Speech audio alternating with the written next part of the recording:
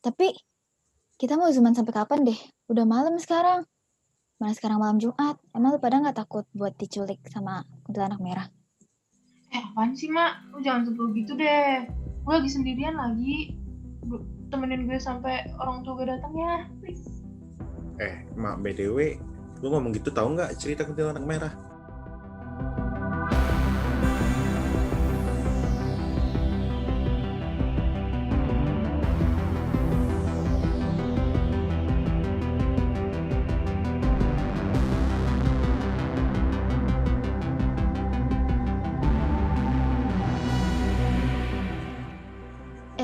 Iya, emang gimana, Riz? Aduh, tadinya kan gue mau udahan jadi penasaran. Ntar dulu deh, gue mau ke WC dulu ya sebentar. Tungguin. Oke. Acara fix banget dia. Iya nih.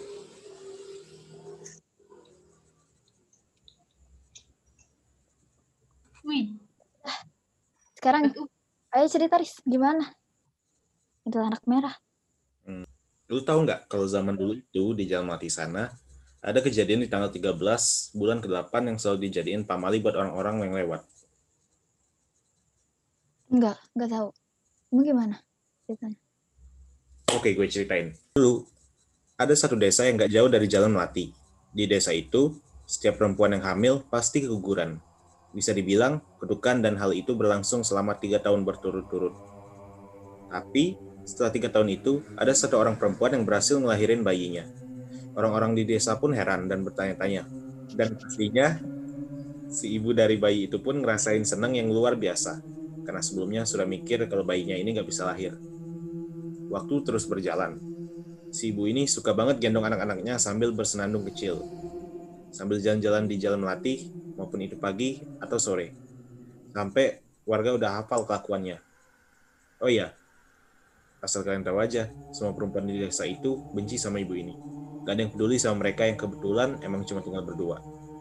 Satu hari, senandung ibu ini nggak terdengar lagi. Sampai hari-hari berikutnya, semua warga nggak pernah ngeliat ibu itu jalan-jalan gendong anaknya di jalan.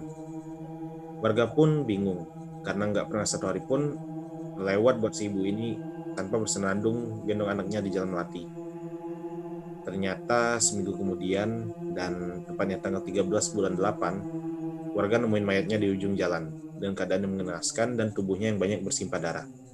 Kabarnya anaknya juga dibunuh, tapi pas kejadian itu, nggak ada mayat anaknya sama sekali. Sejak saat itu, orang cuma berani lewat di jalan Melati dengan tenang dan jangan pernah ada yang bersenandung.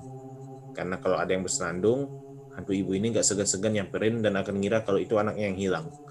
Terus juga, karena si ibu ini ditemuin banyak bersimpah darah, warga terkadang lihat hantunya jadi seorang perempuan yang sekujur tubuhnya berwarna merah dan sering disebut kuntilanak merah. bentar deh, Riz. Lu ngaco nih.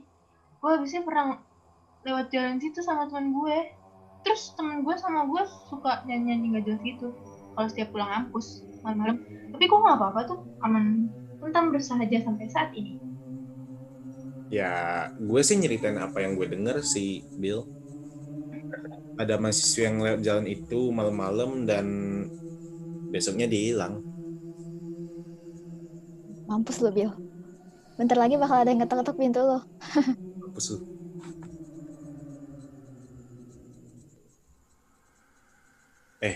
Itu akun siapa tuh? Kok nggak ada namanya? Apaan sih lu, Riz? Paling lu mau nakut-nakutin gue kan lu berdua. Make bikin ala-ala akun joinan kayak gitu. Gak ada namanya. Bukan gue, itu mah paling Faris kali. Enggak, bukan. Udah, gak usah ada dia tuh si Faris mah. Gak usah. Betul, Riz. Yang waktu yang hilang itu baru-baru ini gak sih? Katanya sih baru-baru ini sih, Bill.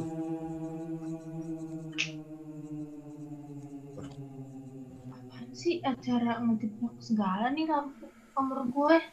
Bentar ya guys, tungguin gue. Jangan pada cabut dulu.